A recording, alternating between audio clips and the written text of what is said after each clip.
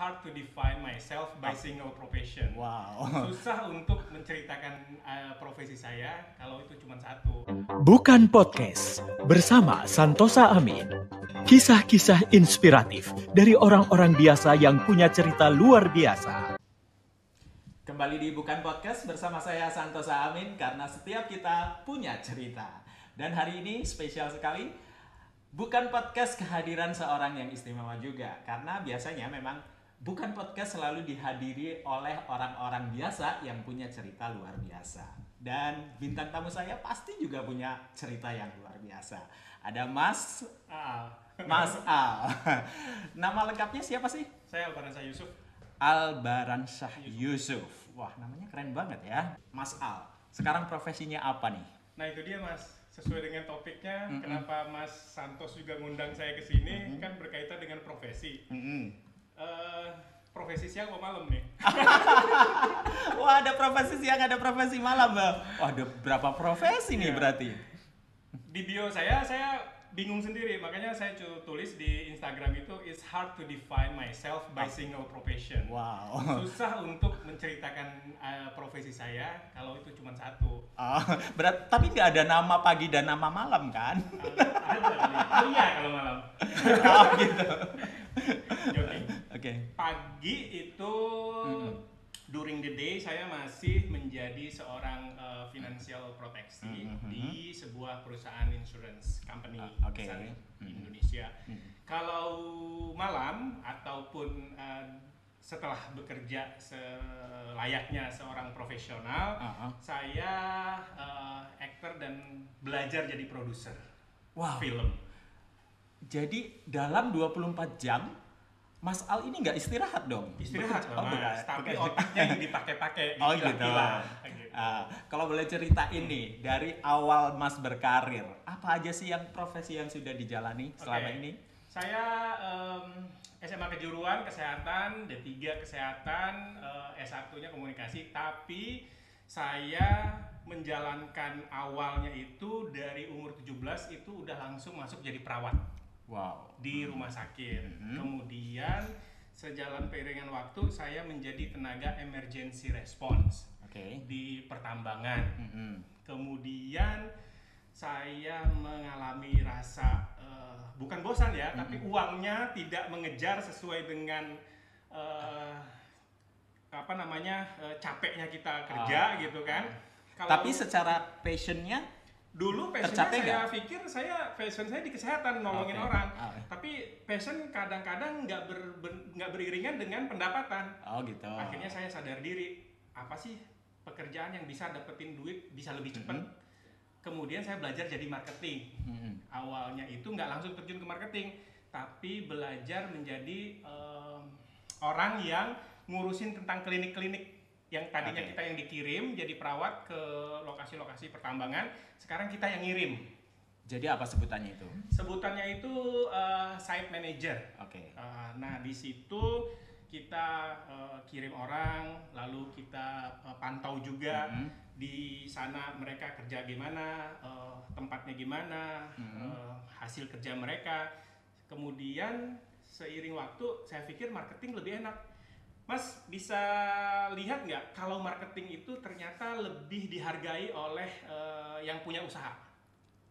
Karena apa? Nah, saya pernah ada contoh kasus. Marketing terlambat, owner senyum. Marketing masuk ke dalam lift, kadang-kadang dibukain nama owner. Oke. Tapi kalau orang belakang meja terlambat, itu dimarahin. Karena orang- memang berarti kunci sebuah kesuksesan sebuah perusahaan ada di marketing ya. Betul. Uangnya kan dapatnya dari dia. Iya. Nah, dari situ saya ngeliat, kok enak ya? Marketing siang-siang ada di coffee shop. Sementara saya disuruh-suruh untuk beli ini, beli itu gitu. Nah, I wanna be marketing one day. Oke. Kemudian saya belajar, ikut-ikutan. Akhirnya menjadi marketing. Akhirnya jadi marketing gitu. Tadinya belum marketing di protection, belum di marketing di klinik tersebut. Lama kelamaan saya salah juga ternyata mengawali marketing. Mungkin bukan salah ya bahasanya, karena ketidaktahuan. Saya marketing by salary.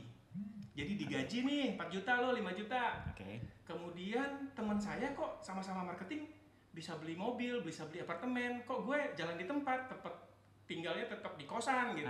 Ada yang salah. Ada yang salah nih dengan perjanjian gue. Okay. Ternyata dia marketing by commission. Oke. Nah, dari situ saya belajar nih di mana cara dapetin uang by commission. Lalu ketemu di bidang insurance, memang full commission, nggak ada gajinya. Nah, itu saya kejar. Nah, itu udah 12 tahunan memberikan efek baik juga kepada ekonomi, kepada kesejahteraan. Kita kan kalau seandainya udah mulai enak hidupnya kan teringat dengan passion kita yang lain, bener nggak? Nah, malah gitu ya? Malah gitu, rasanya sih iya sih. Kalau orang kaya kan biasanya sih bikin inilah, bikin apalah gitu, udah nggak mikirin lagi tentang finansialnya kan? Mungkin ada cita-cita yang dulu terpendam kemudian timbul lagi setelah kita sudah mencapai kemapanan tertentu. Kemapanan tertentu. Benar. Saya tuh punya yang namanya bucket list a year. Jadi setiap tahun itu gue pengen mencentang sudah selesai dengan satu bucket list. Nah, di awal 2017 ketika saya udah mulai nyaman dengan dunia marketing, pendapatan udah mulai bagus, saya pengen menjadi orang yang ditonton di sebuah panggung. Biasanya kan kita nonton mulu nih. Mas Santos main film, saya yang nonton. Mas Santos yang main teater, gue yang nonton. Gimana sih rasanya kalau gue yang jadi dia gitu loh. Nah, waktu itu saya kenalan sama satu teman saya, Mbak Rini namanya. Dia aktif di Taman Ismail Marzuki. Lalu saya tanya, Mbak, gimana sih caranya untuk ikut sebuah pementasan? Nah, dia ngenalin ke sebuah teater yang waktu itu lagi proses di Taman Ismail Marzuki. Nah, mulailah dari situ, passionnya keluar. Artinya kamu baru menemukan passionnya itu saat bermain teater itu atau menjadi aktor itu? Iya, jadi gini. Selama ini menjalani profesi itu bukan berdasarkan passion atau karena kebutuhan atau bagaimana? Karena kebutuhan sih awalnya. Karena kebutuhan secara finansialnya udah mulai tercukupi, passionnya keluar. Waktu di situ saya pikir passion saya itu adalah aktor panggung. Tapi setelah saya berproses kok capek banget ya. Lu bayangin latihan 6 bulan, tampilnya cuma 2 hari, dalam 2 kali pertunjukan. Terus menerus. Belum secara penghasilan juga. Secara penghasilan kan banyak yang hilang-hilang ya Mas ya. 6 bulan lu bisa bayangin kan setengah tahun loh itu berproses gitu. Nah, saya kan bukan seniman murni. Saya berasa bahwa itu saya seniman by business. Jadi kalau seandainya sesuatu itu ada bahasa sekarangnya cuannya, sepertinya kesana lah arahnya gitu. Kayaknya teater enggak deh. Kalau saya ngambil kesimpulan bahwa kalaupun kamu harus mengambil satu profesi sebagai aktor itu ya harus menghasilkan sesuatu gitu ya. Kamu harus bisa hidup dari itu gitu. Right. Kalau kamu memang memilih menjadi seorang seniman, ya kamu harus bisa menghidupi diri kamu dengan kesenimananmu gitu kan. Seperti itu. Terus mengapa kok sampai terus mencari? Itu bucket list itu tadi Mas. Jadi saya kan orang kampung ya sebetulnya ya. Saya tuh gede di Serang Banten, walaupun jaraknya deket ke Jakarta cuma 70 kiloan itu, tapi secara pikiran kayaknya distance-nya jauh banget gitu loh. Kemudian setelah sampai di sini kayaknya opportunity-nya banyak kebuka. Nah, kenapa nggak impian-impian itu coba untuk direalisasiin gitu. Mumpung ini agak terbuka. Ada orang yang misalkan nawarin tentang casting, ya coba masuk. Ada orang yang nawarin tentang proyek-proyek seni yang lain, coba terlibat gitu. Sampai sejauh mananya kan kita nggak pernah tahu kalau kita nggak coba. Bener nggak? Tapi dari sekian profesi yang kamu jalani, yang merasa itu passion kamu banget itu apa? Apa ya?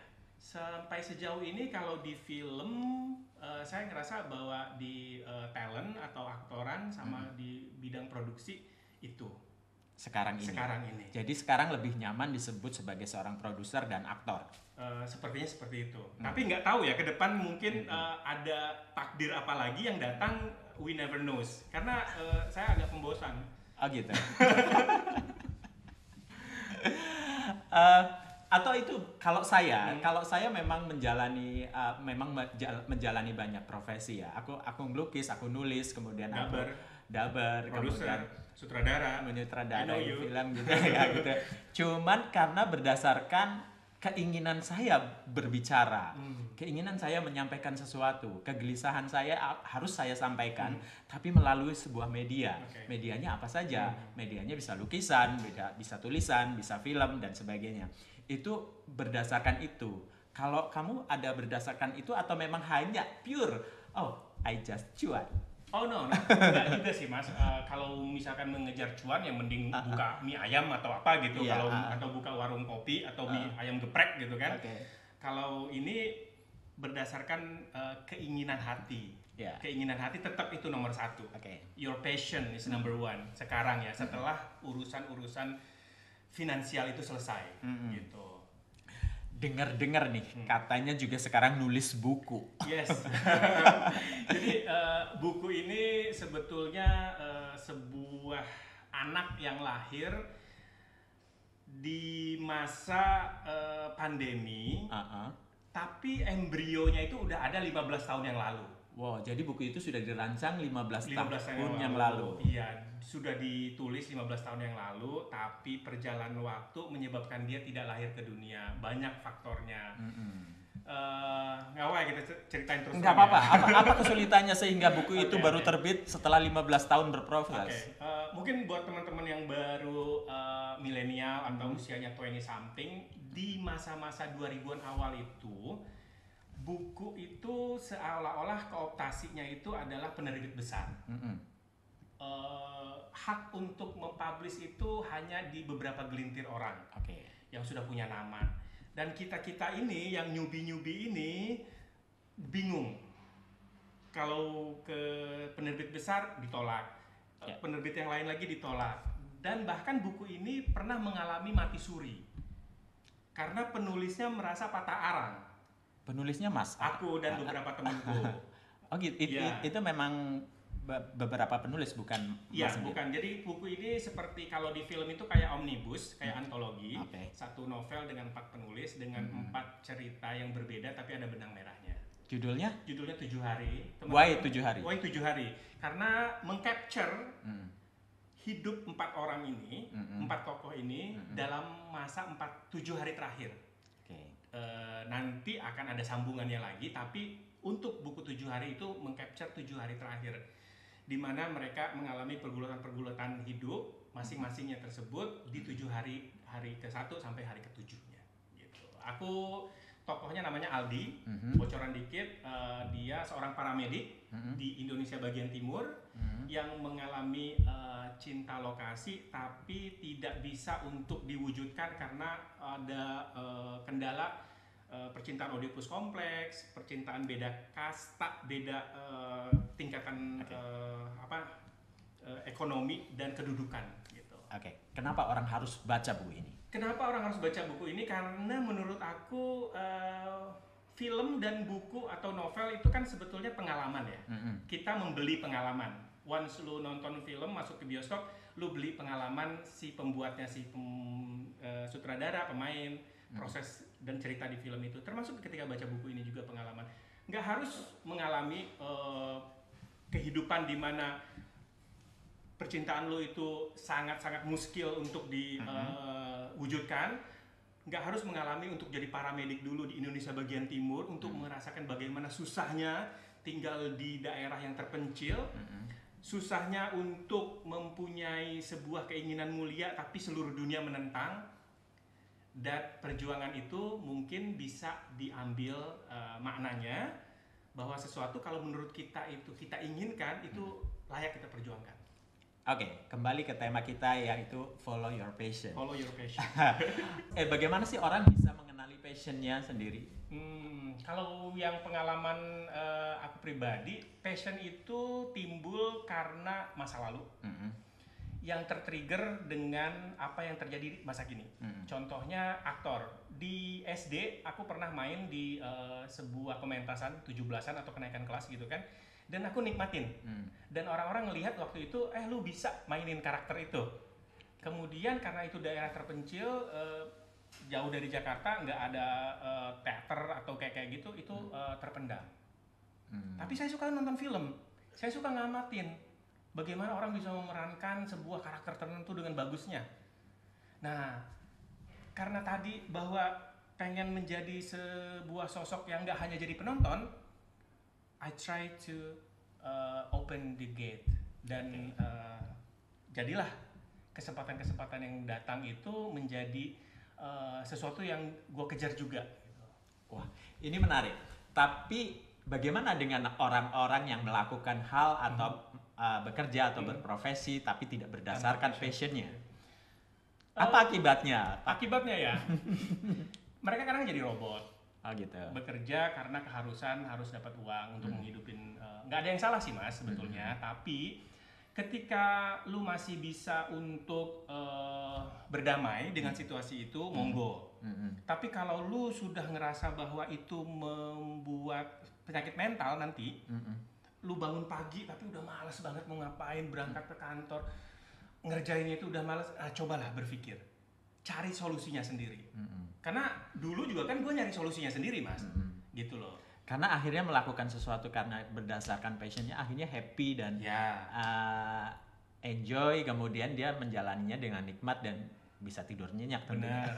Kan ada nggak tahu sih kutipan dari mana gitu, ketika lu ngejalanin hobi lu menjadi pekerjaan lu, itu sebetulnya sebuah anugerah yang besar banget. Oke. Gitu loh. Pilihan profesi yang sekarang ini sudah Mas Al pilih itu udah sesuai dengan passionnya Mas banget, bukan? Belum? Atau masih akan mencari lagi? Masih akan mencari? Masih akan. Kira-kira ada bayangan apa yang ingin diincar? Kayaknya sih produser konsultan. Saya suka hidup nomaden. Maksudnya mungkin sebulan di Bali, sebulan di Labuan Bajo, sebulan di Kepulauan Banggai, kalau di Indonesia ya, atau sebulan di Bangkok. Tapi saya tetap bisa kreatif untuk memproduseri sebuah project apa gitu. Tapi dari jarak jauh. So far sih itu. Kapan sih Mas Al merasa berada di titik terendah, saya tidak mendapatkan passion saya tidak mendapatkan penghasilan yang sesuai dengan saya inginkan, kemudian waktu kayaknya sih 2007 itu dimana kesalahan tadi jadi marketing by salary, capeknya setengah mati, duitnya nggak ketemu. Ada kisah yang menarik mungkin yang bisa jadi gini, bagi gue jealous itu bagus. Misalkan gue jealous nih sama Mas nih, satu kantor, kok dia tajir ya, kok gue enggak ya, kok dia lebih ini, itu bagus. Tapi dengan tanda catatan positif, gue nyari nih kelebihan si Mas Santos ini kenapa ya bisa dihargain lebih sama si bos. Nah itu yang gue lakuin mas, gue ngikut ke lu, Mbak atau Mas, tolong dong ajarin saya gimana sih caranya untuk ngedapatin klien. Nggak apa-apa deh, saya misalkan ikut-ikut jadi anak bawang deh. Nah itu yang saya lakuin dulu mas, untuk ngedapetin ilmunya secara langsung. Waktu itu ya memang saya masih di kosan 2x3, mungkin kuburan disatuin, nah segede itulah, 2 kuburan disatuin segede lah kamar gue, kecil banget gitu loh, di daerah Palmerah. Dan gue harus tinggal di situ selama 5 tahun. Yang gue nggak ngerti karena nggak ada yang bimbing gue juga di bidang marketing ini gitu. Dan impian-impian masa lalu tentang jadi aktor lah apa itu kubur. Itu kayaknya dunia yang di awang-awang lah itu gitu. Tapi ya alhamdulillah Tuhan ngasih anugerah, ketemu dengan beberapa orang, kebuka pintunya, dan ya sampai hari ini. Apa sih yang sekarang menjadi pembelajaran hidup buat Mas Al dari pencapaian-pencapaian yang sudah dapat sampai sekarang ini? Gini, ini disclaimer dulu ya, disclaimer dulu bahwa pencapaian-pencapaian itu adalah kisah-kisah personal. Jadi beda orang, beda path-nya atau jalan hidupnya beda. Dan pencapaian sekarang ini sebetulnya belum titik maksimal.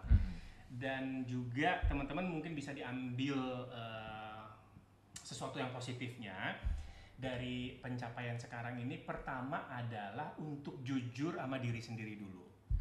Once lu ngerasa lu dibayar kurang, dibayar murah, lu harus bertanya, kenapa gue dibayar segini? Ketika lu mempunyai misalkan nilai tambah tapi tidak dihargai, lu ngomong. Ya. sama bos, jangan diem baik. Lalu ketika ada opportunity datang, itu jangan ngomong enggak dulu. Oke. Cobain aja dulu. Dicoba. Coba dulu. Jadi saya ada sebuah pembelajaran hidup dari seseorang, saya lupa namanya. Katanya dalam hidup kita kemana-mana bawa aja dulu keranjang kosong. Siapin dulu. Apapun buah yang jatuh nanti, lu tampung dulu. Yang penting lu punya keranjangnya. Nah, jadi keranjang-keranjang itu yang gue bawa kemana-mana. Ketika ada orang ngasih opportunity ini, oh ya gimana? Iyain dulu, setelah itu belajar. Oke. Tapi kan kadang kita, oh saya tidak tertarik dengan hal ini. Oh ini bukan passion saya. Oh ini bukan bakat saya. Oh ini bukan bidang saya gitu. Apakah setiap kesempatan-kesempatan itu harus kita ambil masukkan ke dalam keranjang, baru kita seleksi atau gimana? Enggak. Kalau memang itu bukan passion ya jangan. Gitu. Contoh misalkan saya dekat sama Mas Santos, kenal gitu, tapi Mas Santos seorang daber. Misalkan ada penawaran gitu, Al ada daber gini nih, tapi itu kan bukan passion gue, ya gue bilang enggak mungkin. Gitu. Walaupun nggak pernah ditawarin ya Mas ya. Seperti itu loh. Mau ditawarin? Contoh, enggak juga, karena bukan passion ya kan. Kalau cara Al menyikapi masalah hidup gimana sih biasanya? Saya cenderung tipikal yang runaway problem. Runaway problem itu artinya orang yang nggak pengen banyak bermasalah. Jadi ketika ada sebuah permasalahan, nggak pengen banyak terlibat gitu. Makanya penting banget sih sekarang ini saya berpikir bahwa menseleksi circle of life-nya kita. Dengan siapa kita berteman, dengan siapa kita akrab, kayak begitu ya. Kalau udah mulai kira-kira agak toksik nih, udah tinggalin. Gitu. Nah, kalaupun masalah itu ada, itu kita hadepin. Kalau kita memang tidak mau in touch, ya kita bilang permisi, kita keluar. Apakah dalam perjalanan hidup Mas Al ini mempengaruhi semua aktivitas yang sekarang Mas sudah pilih sekarang gitu? Kayaknya iya deh. Iya deh. I born as a child with so many dreams, I guess. Banyak banget impian gue yang berubah-ubah kadang-kadang. Makanya ketika lo tanya kira-kira ini udah profesi terakhir, ya susah juga jawabnya, takutnya berubah lagi gitu kan. Nah, dulu itu memang image sama sesuatu yang ada di layar. Film itu kan sesuatu yang mempengaruhi gue. Tapi bukankah ada istilah bahwa orang yang tidak konsisten dengan pilihannya itu tidak akan mencapai hal yang maksimal? Maksimal, benar. Ya, benar juga hal tersebut. Tapi begini, kekonsistenan kita itu bisa kita buktikan di satu titik tertentu. Contoh di karir di bidang proteksi. Aku ngerasa bahwa secara level itu sudah the highest level in my opportunity. Nah, kalau kita sudah merasa itu pencapaian maksimal, boleh dong kita untuk berpikir apalagi nih yang mau gue capai. Biar hidup kita tuh nggak berhenti di satu titik aja. Kan hidup cuma sekali. Jadi tetap harus koma. Iya. Oke, menarik banget nih obrolan sama Mas Al yang begitu menggebu-gebu dengan orang berantem. Sorry ya Mas. Gak apa-apa. Itu artinya orang yang memang punya lompatan-lompatan demi lompatan gitu kan. Semangatnya luar biasa. Jadi keren lah. Matanya berbicara gitu. Aku juga kadang agak tercengang kalau ngeliat orang. Wah, kok iya ya bisa ya orang bisa begini. Tapi satu hal, saya mau berterima kasih. Mas Santos salah satu orang yang saya temuin awal-awal karir saya di bidang kreatif. Dan saya 2 kali kesini untuk belajar tentang penulisan, belajar tentang keaktoran, padi banyak. Terima kasih juga sudah mau mampir di Bukan Podcast. Aku minta statement terakhirmu buat para penonton Bukan Podcast. Ya. Teman-teman yang merasa stuck di karirnya atau stuck di kehidupannya bisa refleksi, tarik diri dan pertanyakan, lalu coba untuk mengikuti apa keinginan dan kata hatinya. Dan satu lagi, jangan lupa untuk beli novel 7 hari bisa melalui saya atau di Tokopedia dan Shopee itu sudah ada. Wah, Iklan. aku harus dapat juga nih bukunya. Oke, nanti dikirimkan. Jangan lupa ya untuk baca bukunya 7 hari. Keren banget isinya, menarik sekali. Tadi sudah spoilernya sedikit lah. Itu ya. baru satu kisah loh. Ada 3 lagi kisah yang menanti para pembacanya. Jadi jangan lupa untuk beli dan cari deh buku 7 hari karyanya Albiansa Yusuf di Albiansa Yusuf. Marketplace. Oke, siap. Nah, terima kasih sudah datang di Bukan Podcast. Sama-sama. Dan terima kasih buat kalian yang sudah nonton Bukan Podcast. Jangan lupa untuk subscribe, like, komen, serta nyalakan lonceng notifikasi kalian biar kalian juga terus dihibur, dapat inspirasi dari bintang tamu saya yang istimewa, yang biasa tapi punya cerita yang luar biasa. Terima kasih. Assalamualaikum warahmatullahi wabarakatuh. Waalaikumsalam warahmatullahi wabarakatuh.